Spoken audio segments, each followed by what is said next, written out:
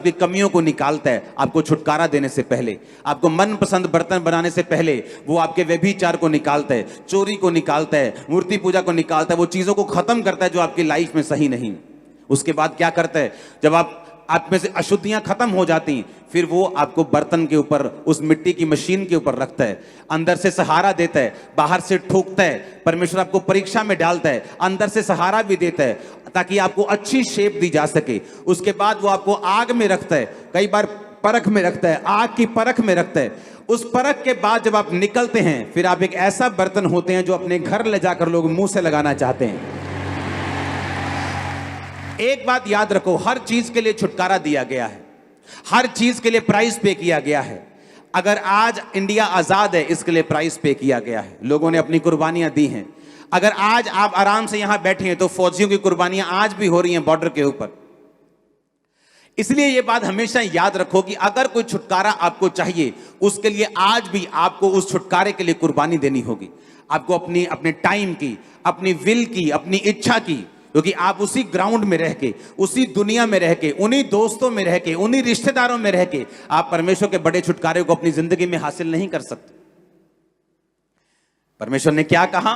परमेश्वर ने कहा तुम में कोई ऐसा ना हो जो अपने बेटे या बेटी को बलि चढ़ाए, भविष्य पूछने वाला हो, शुभ अशुभ मुहूर्त को मानने वाला हो, तो मैं तुम्हारा छुटकारा फिर नहीं कर पाऊंगा।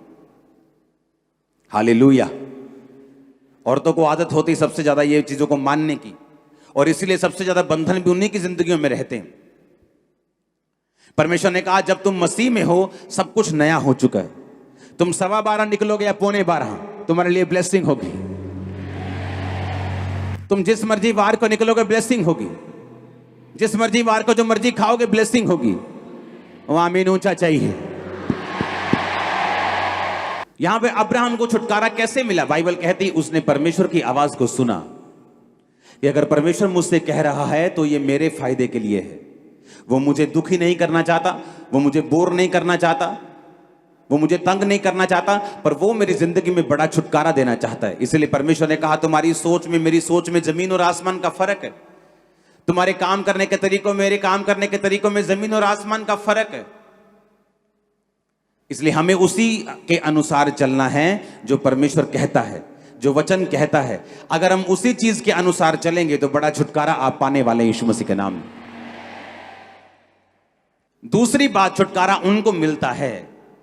दूसरा पॉइंट यह है आज की मीटिंग का, छुटकारा उन लोगों की जिंदगियों में हासिल होता है जो परमेश्वर की योजना को अपनी जिंदगी के छुटकारे से भी ज्यादा बड़ा स्थान देते हैं।